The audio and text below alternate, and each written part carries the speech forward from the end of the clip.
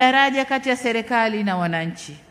Ni wasihi viongozi kuhakikisha tunatumia ofisi za chama pia kuwasikiliza wananchi na kufikisha kero zao serikalini ili zipatiwe ufumbuzi.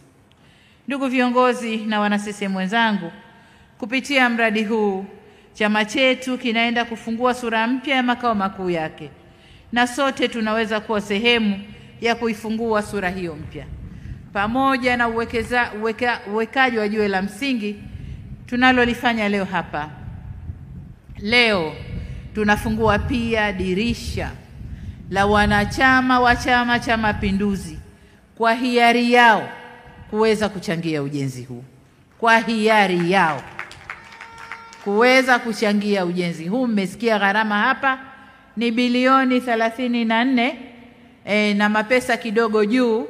Sasa hizi tutazitoa kutokana na miradi yetu ya chama, lakini tutazitoa kutokana na michango ya wapenzi, lakini pia wanachama wa Chama cha Mapinduzi. Wale wanaojisikia basi tunawakaribisha sana.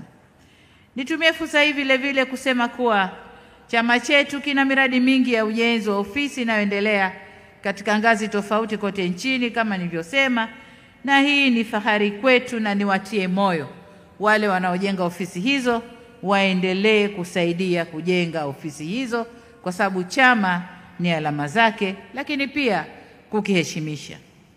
Ndugu viongozi na wana CCM, napohitimisha niseme kuwa tumepiga hatua kubwa sana kufikia hali hii. Niwaombe Secretariat ya Halmashauri Kuu ya CCM msimamie zoezi hili kwa karibu ili likamilike kwa wakati na kwa ubora uliokusudiwa.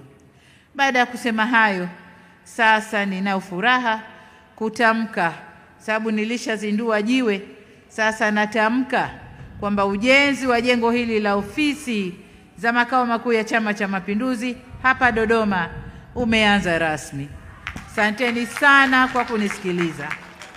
CCM oye!